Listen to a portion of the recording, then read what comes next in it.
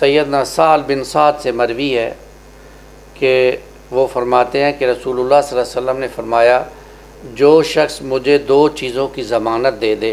میں اسے جنت کی ضمانت دیتا ہوں۔ وہ 2 چیزیں کیا ہیں؟ ایک چیز جو 2 جبروں کے درمیان ہے یعنی زبان، اگر اس کی ضمانت دے دے یعنی اس کا جائز استعمال کرے گا، صحیح استعمال کرے گا تو میں اسے جنت کی ضمانت دیتا ہوں۔ اور دوسری 2 رانوں کے درمیان یعنی 2 ٹانگوں کے درمیان جو چیز ہے یعنی شرمگاہ، اس کی صحیح اجازت دے دے، ضمانت دے دے تو میں اسے جنت کی ضمانت دیتا ہوں۔ یہ بڑی اہم روایت ہے، اور آج کل اگر ہم دیکھتے ہیں، یہ بخاری شریف کی روایت ہے،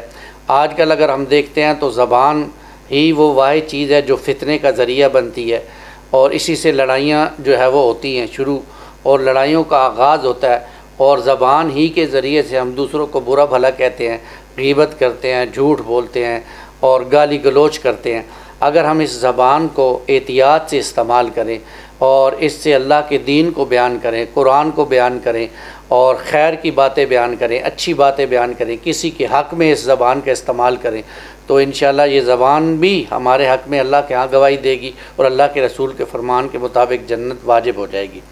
اور دوسری ہے شرمگاہ کی، یعنی سیکس ڈسپلن میں اپنے آپ کو لانا، اور وہ ہے اپنی بیوی کے ساتھ، زوجہ کے ساتھ جس سے آپ کا نکاح ہوا ہے اس کے ساتھ اپنے آپ کو پیش کرنا، اپنے تعلق کو قائم کرنا، تعلق جن و شو قائم کرنا۔ اس کے علاوہ ہر جگہ سے اپنے آپ کو بچا کے رکھنا،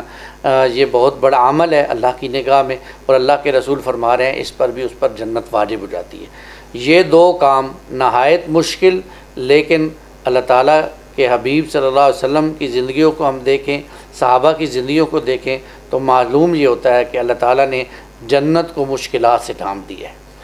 اب ہم اگر جنت جانا چاہتے ہیں اور واقعی اگر ہم سمجھتے ہیں کہ جنت ہی اصل میں ہمارا ٹھکانہ ہونا چاہیے